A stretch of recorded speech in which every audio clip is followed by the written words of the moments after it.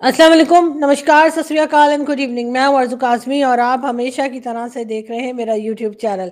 हम जी आज बात करेंगे ज़रा पाकिस्तान की, इस्लामाबाद की, जहां पर मैं मौजूद हूं। जैसा कि आप जानते हैं कि लास्ट 5 डेज से पाकिस्तान में और ख़ासतौर पे इस्लामाबाद में एक हंगामा था और कहा यह जा रहा था कि जी पीटीआई के सपोर्टर्स, इमरान खान साहब की पार्टी के लोग, जिसमें कि अली अमीन गंडापुर साहब जो कि केपी के चीफ मिनिस्टर हैं वो भी, और उनके साथ साथ बुशरा बीबी जो इमरान खान की इस वक्त मिसेज हैं वो भी, सब लोगों ने जो है ये डिसाइड किया था कि वो इस्लामाबाद आएंगे और डी चौक जाएंगे और डी चौक पे जाके प्रोटेस्ट करेंगे। इस्लामाबाद में जी पार्लियामेंट के सामने जो चौक है उसको डी चौक कहा जाता है, डेमोक्रेटिक चौक कहा जाता है। वैसे अगर डिक्टेटरशिप आ जाए तो वो डिक्टेटरशिप का जो कहना चाहिए चौक भी बन सकता है, और डफर चौक भी उसको कह सकते हैं, जिस तरह की वहां पे हरकतें की जाती हैं। लेकिन मैं आपको ये बताती चलूं कि कल रात को जो है वो ऑपरेशन किया गया गवर्नमेंट की तरफ से, और जितने भी चैनल्स या कह लीजिए मेन स्ट्रीम चैनल हैं वो आप अगर उनको देखें पाकिस्तान में तो वो वही नंबर्स बता रहे हैं उन लोगों के जिनकी डेथ हुई है या जो जख्मी हुए हैं, जो गवर्नमेंट चाहती है। यानी कि साफ मतलब ये है कि सारे का सारा मीडिया जो है वो इस वक्त गवर्नमेंट के कंट्रोल में है और गवर्नमेंट उनसे जो कह रही है वो वही बताने के लिए मजबूर है। साथ में आपको ये भी बता दूं कि 5 दिन से हंगामा था और लोग जो है वो डी चौक इस्लामाबाद पहुंचने की कोशिश कर रहे थे। और कल आपने देखा कि अगर आप सोशल मीडिया पर देखें तो एक साहब जो है वो कंटेनर्स पे, जो कंटेनर सिटी है बना दिया गया था, इस कंटेनर को आप देख लीजिए कि दो दो तीन तीन कंटेनर ऊपर तले रखे गए थे, जो उसके ऊपर डी चौक पे तो 3 कंटेनर्स थे जो लगाए गए। और उसके ऊपर जी एक साहब नमाज पढ़ रहे थे, सिक्योरिटी फोर्सेस के लोग वहां कंटेनर पे मौजूद थे। वो साहब नमाज पढ़ रहे थे, उनको नमाज पढ़ते में उन्होंने उठाकर कंटेनर से धक्का देके नीचे गिरा दिया। ये वीडियो मैं यहाँ दिखा नहीं सकती क्योंकि जाहिर है कि यूट्यूब की कुछ रिस्ट्रिक्शंस होती हैं, लेकिन आप इसको सोशल मीडिया पे बहुत इजीली देख सकते हैं या मेरे ट्विटर पे जाके देख लीजिए, मैंने वहां पर भी ये वीडियो शेयर की है। अब मैं आपको ये बताती चलूं कि वो साहब नमाज पढ़ रहे थे और इतनी नफरत, इतनी एक तरह से रोकने को और मार डालने का जो ऑर्डर दिया गया था, उसी वजह से उस सिक्योरिटी फोर्स के आदमी ने वो साहब जो नमाज पढ़ रहे थे उनको पहले तो नीचे गिराया। वो उसके बाद किसी तरीके से उन्होंने एक दूसरा कंटेनर पकड़ के अपने आप को संभालने की कोशिश की तो उसका वहां से भी हाथ छुड़ा दिया गया और वो आदमी आप समझे कि कई सौ फुट के बुलंदी से नीचे जाकर गिरा। और उससे हुआ ये कि उनकी उसी वक्त डेथ हो गई। उनकी बताया जा रहा है कि उनकी जो गर्दन की हड्डी है वो टूट गई और वो वहीं पर उनकी जान चली गई। यहाँ तो हमने देखा कि भारत में नमाज पढ़ रहे थे रोड के ऊपर और एक पुलिस वाले ने उनको गलत जगह पढ़ रहे थे, रोड ब्लॉक करके पढ़ रहे थे, और उसके बाद एक पुलिस वाले ने एक लात मार दी थी, एक उठाने की कोशिश की थी, तो एक हंगामा खड़ा हो गया था। हिंदुस्तान जिसमें कि ज्यादातर जो पॉपुलेशन है वो हिंदूज की है, उन्होंने इतना शोर मचाया उस पुलिस वाले के ऊपर कि जिसको कि पाकिस्तान तक सुनाई दिया और पाकिस्तान में भी कहा गया कि जी बड़ा गलत हुआ है, पुलिस वाले को ऐसे नहीं करना चाहिए। मगर पाकिस्तान जो अपने आप को एक इस्लामिक कंट्री कहता है, अपनी इस इस्लामिक कंट्री में एक आदमी को जो कंटेनर के ऊपर नमाज पढ़ रहा था उसको सिक्योरिटी फोर्सेस के आदमी ने उठाकर नीचे फेंक दिया और उसकी डेथ हो गई। उसके ऊपर किसी ने अभी तक आवाज नहीं उठाई है, कोई भी बात नहीं कर रहा, ना कोई मीडिया में कह रहा है, ना कोई मेन स्ट्रीम मीडिया में कह रहे हैं, हर तरफ खामोशी है। और इसके ऊपर हमें वैसे दूसरी किसी कंट्री में कोई एक लात भी मार दे तो हम ऐसे खड़े हो जाते हैं जैसे मुसलमानों का ठेका हमने ले रखा है, लेकिन हमारी कंट्री में किस बेशर्मी के साथ उस सिक्योरिटी फोर्स के आदमी ने उस साहब जो नमाज पढ़ रहे थे उनको नीचे धकेल दिया, ये जानते हुए कि ये आदमी की जान नहीं बचेगी, वो मर जाएगा। और बीच में जब उन्होंने किसी तरीके से कंटेनर को पकड़ा, अपने आप को बचाने की कोशिश की, तो वहां से भी उसका हाथ छुड़ा के उसको नीचे गिरा दिया गया। अभी तक बताया ये जा रहा है कि जो कि सरकारी आंकड़ा ये है कि तकरीबन 15 के करीब लोग जो हैं उनकी डेथ हुई है, जिसमें से 13 लोग जो हैं वो पिम्स में उनकी डेड बॉडीज लाई गई हैं और उनमें से 2 की जो है पॉली क्लिनिक इस्लामाबाद में डेड बॉडीज लाई गई हैं। अभी तक तो यही सरकारी आंकड़ा भी यही चल रहा है, लेकिन जो पीटीआई के लोग हैं उनका कहना ये है कि कम से कम भी 30 से 40 लोग जो है वो अपनी जान से गए। अब जो गवर्नमेंट है वो इस बात से इनकार कर रही है। और पीटीआई के लोग जो हैं वो मुसलसल ये कह रहे हैं, वैसे दोनों तरफ से जो है वो बात कहां तक सही है अभी तक कुछ कंफर्म नहीं है, लेकिन बहरहाल सरकार अपने मुंह से 13 लोग जो हैं उनकी जान ले लेने का दावा कर रही है, उसको कबूल रही है। और दूसरी तरफ पीटीआई के लोग हैं जो कह रहे हैं कि 30 से 40 लोगों की जान गई, और इतने ही लोग जो हैं वो शदीद जख्मी भी हुए हैं। उनके ऊपर स्ट्रेट फायरिंग की गई है, ऐसे जैसे कि इनसे किसी बॉर्डर पे खड़े हुए हैं, किसी दुश्मन की फौज से लड़ रहे हैं। वहां तो इनसे लड़ा जाता नहीं है, लेकिन हाँ अपने लोगों को मारने के लिए, अपने लोगों पे गोलियां चलाने के लिए ये बहुत होशियार है और इनको उसमें ही मजा आता है, और शायद यही ये कर भी सकते हैं। आप इस बात से अंदाजा लगाइए कि मेन स्ट्रीम मीडिया इस खबर को दे ही नहीं रहा। मेन स्ट्रीम मीडिया जिसमें बड़े बड़े टीवी चैनल शामिल हैं, जिसपे कभी हमें बड़ा प्राउड हम फील करते थे कि जी हमारे यहाँ तो ये टीवी चैनल है, ये सच्ची खबर देता है, लेकिन इस वक्त सबके सब जो है वो खबर को छुपाने में लगे हुए हैं। कहा यह जाता है कि जी अली अमीन गंडापुर और उनके साथ ही बुशरा बीबी जो है और कई दूसरे लोग जो हैं जी वो भाग गए, तो क्या करते? वो भी खड़े होकर गोलियां खाते आपकी, उसकी आपकी लाते खाते, या कंटेनर से फेंके जाने का इंतजार करते? मेरा ख्याल है उन्होंने ठीक किया अगर वो चले गए। इतनी बुरी तरह से इस प्रोटेस्ट को दबाया गया है, इतनी बुरी तरह से लोगों को मारा गया है, जिसकी मिसाल हमें कहीं नहीं मिलती। और ये सारी मार काट, ये सारी स्ट्रेट फायरिंग और लोगों को मारना जो है ये इस्लामाबाद में हुआ है। ये हमारी ही रेंजर्स ने, हमारी ही पुलिस ने अपने ही लोगों के साथ किया है। आप अंदाजा लगाइए अगर ये इस्लामाबाद जैसे शहर में, जो कि कैपिटल है पाकिस्तान का, जहां पर इंटरनेशनल मीडिया भी कवर कर रहा था, जो लोग देख भी रहे हैं और कवर करेगा भी, और लोग जो है वो वीडियोस भी बना सकते थे, मोबाइल से भी कई लोगों ने फुटेजेस बनाई, तभी वो आदमी जिसको ऊपर से फेंका गया उसकी भी वीडियो जो है वो हमें मिल गई। तो आप सोचिए कि ये बलूचिस्तान में क्या करते होंगे, जहां पर ये ना तो कैमरा ले जाने देते हैं, ना तो रिपोर्टिंग करने देते हैं। आपने देखा है कभी कोई खास कि कोई गया हो वहां पर, कोई मीडिया पर्सन, और उसने रिकॉर्डिंग की हो या उसने शो बनाया हो, चाहे टीवी के लिए हो चाहे यूट्यूब के लिए हो? इसलिए कि वहां पे बहुत सख्ती है, ये किसी को परमिशन ही नहीं देते कि आप अपना कैमरा लेके जा सकते हैं, या आप वहां किसी से बात कर सकते हैं, या आप रिपोर्टिंग कर सकते हैं। जब बलूचिस्तान के लोग शोर मचाते हैं कि उनके साथ जुल्म हो रहा है, तो हमें यहाँ बैठकर, इस्लामाबाद में बैठकर और ये सब कुछ देखने के बाद अंदाजा होता है कि बलूचिस्तान में क्या हालात होंगे। जिस तरह से लोग मिसिंग पर्संस की लिस्ट में बढ़ते चले जा रहे हैं, जिस तरह से डॉक्टर मारंग बलोच पूरी तरह से बहादुरी के साथ बाहर निकलकर बात करती हैं, अपने लोगों को बाहर निकलने को कहती हैं, और एक कंजर्वेटिव एरिया होते हुए बलूचिस्तान की लेडीज जो है वो बाहर आई और उन्होंने शोर मचाया, जो जुल्म उनके ऊपर हो रहा है उसके ऊपर बात की उन्होंने। मैं उन सबको सलाम पेश करती हूँ, इसलिए कि ये हिम्मत और ये ताकत और ये करेज जो है, मेरा ख्याल है कि यहाँ लाहौर, इस्लामाबाद, कराची में बैठी हुई फीमेल्स में भी शायद नहीं होगी, लेकिन वो खवातीन बाहर निकली हैं। और डेफिनेटली यहाँ पे जब हम कल से देख रहे हैं, तमाम इंटरनेट सर्विसेज जो थी वो बंद कर रखी थी, मोबाइल सर्विसेज बंद थी, इंटरनेट को बहुत ज्यादा स्लो कर दिया गया था।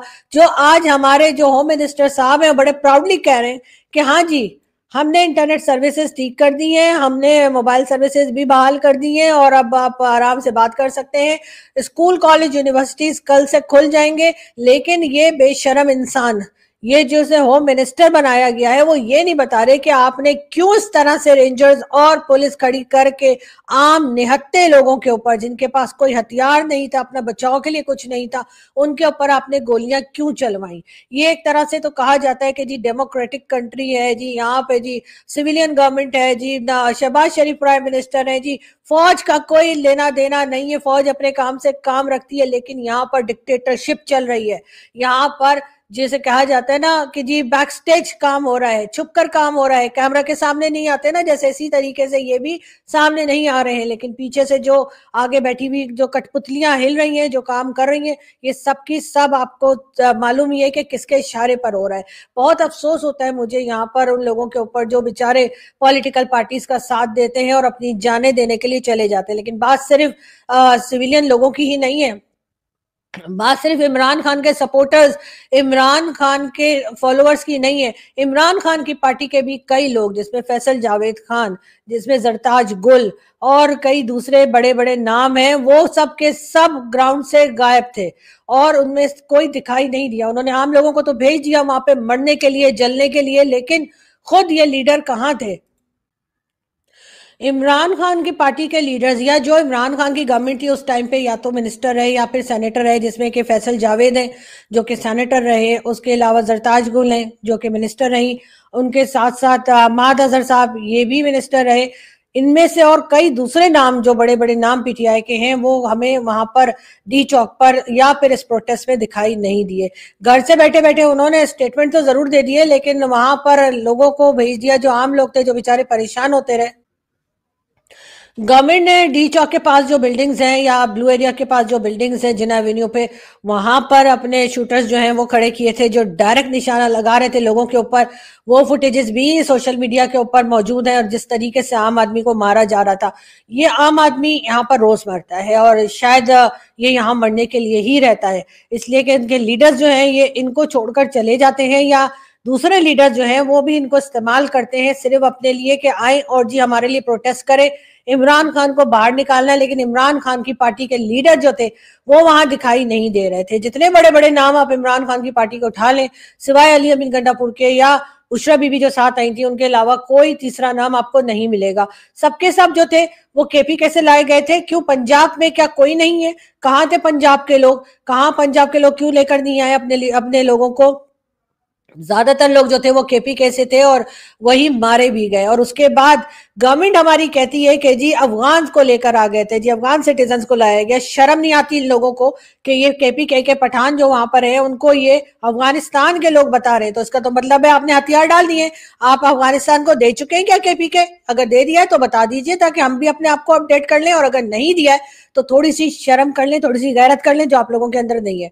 अगर होती तो शायद बहुत पहले पाकिस्तान का कुछ भला हो गया होता, लेकिन ऐसा नहीं होता। वो हमने देखा, हमारे लोग जो हैं वो इसी तरीके से मरने के लिए पैदा होते हैं और इसी तरीके से मारे जाते हैं। और इनको मारने में ना सिर्फ ये कि इस वक्त की गवर्नमेंट, जो सिटिंग गवर्नमेंट है शहबाज शरीफ की, वो शामिल है, बल्कि इसमें हमारे रेंजर्स, हमारी फौज, हमारी इंटेलिजेंस, सब लोगों का किरदार है, और सबके सब मिलकर इस आम आदमी को मार डालते हैं, जो शायद यहाँ पर मरने के लिए या मार खाने के लिए ही पैदा हुआ है।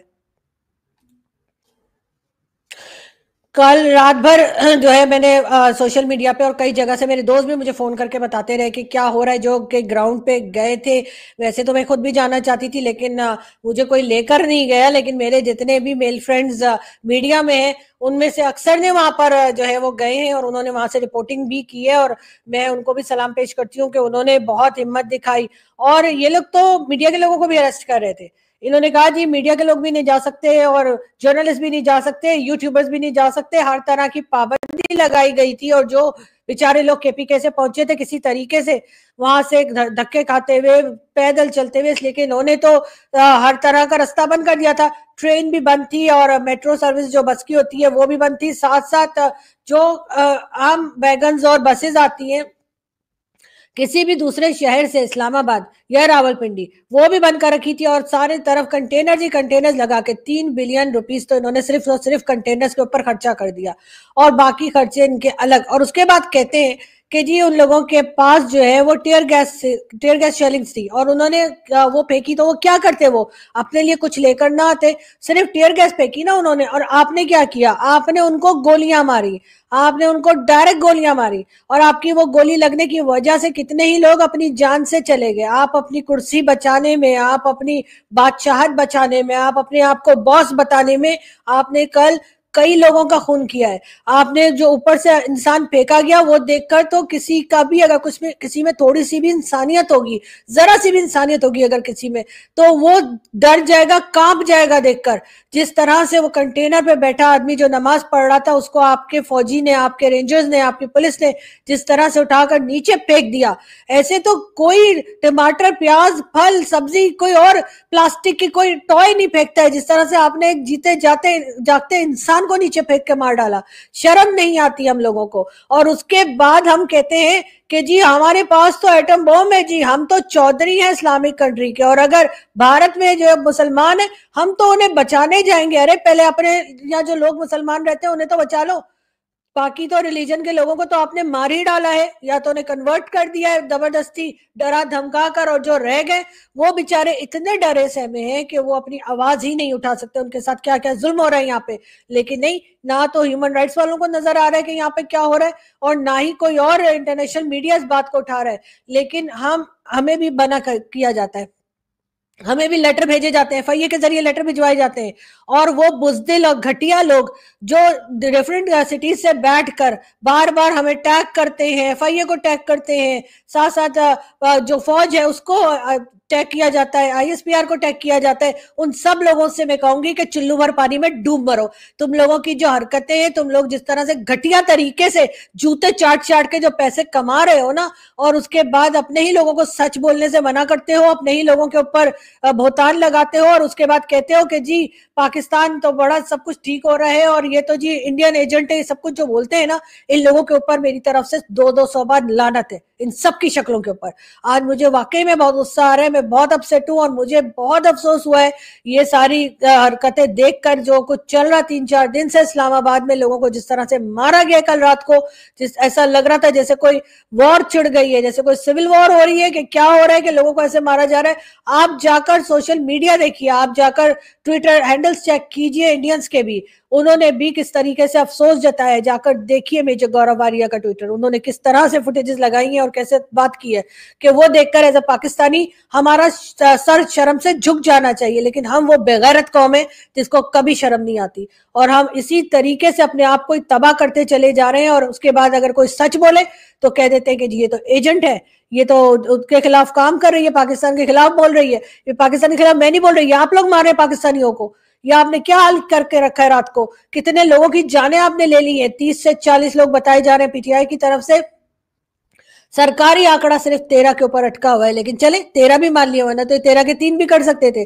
उसके बाद कितने ही लोग जो हैं वो जख्मी हुए हैं, उनका कोई अता पता नहीं है, कुछ नहीं बताया जा रहा, हर तरफ से मीडिया पर रोक लगा दी गई है। और मैं एक बात फिर कहूंगी कि आप लोग सब जो मुझे देख रहे हैं, सुन रहे हैं, आप सोचिए, अगर इस्लामाबाद जो कैपिटल है यहाँ पर ये हाल करके रखते हैं, तो सोचिए कि ये KPK और बलोचिस्तान में क्या नहीं करते होंगे, और बलोचिस्तान के लोगों का क्या हाल करते होंगे। और इस वक्त मेरी दुआएं हैं बलोचिस्तान के लोगों के साथ भी और KPK के लोगों के साथ भी, कि ऊपर वाला उनकी हिफाजत करे, ऊपर वाला उनको हिम्मत दे, जो कि वो हमेशा से दिखाते आए हैं। लेकिन अफसोस है कि हमारे जो एस्टैब्लिशमेंट है, हमारी जो गवर्नमेंट है, हमारे जो पॉलिटिशियंस हैं, वो इंतहा के सेल्फिश और बेगैरत किस्म के लोग हैं, जिन्हें सिर्फ और सिर्फ मुल्क को खाना आता है। इधर से पैसा आ जाए, उधर से पैसा आ जाए, वर्ल्ड बैंक से ले आओ, IMF से ले आओ, सऊदीया से मांग लो, चाइना को ठग लो, और उसके बाद वो सारा पैसा ले जाकर ये कहीं ना कहीं, कभी दुबई में, कभी लंदन में, कभी कनाडा अमेरिका में अपनी प्रॉपर्टीज खरीदते, कॉर्नर के प्लॉट खरीद रहे होते हैं। और उसके बाद जब कोई कुछ बोले